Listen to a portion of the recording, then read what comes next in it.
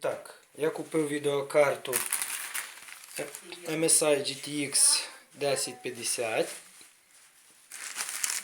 а до неї взяв для монітору VGA адаптер, конвертер із HDMI на VGA. От є розетка, гарантійний талон. І так, на цей перехідник є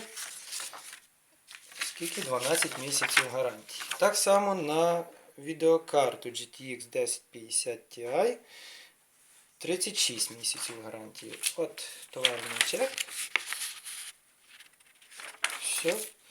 Все правильно. І так, розпаковуємо.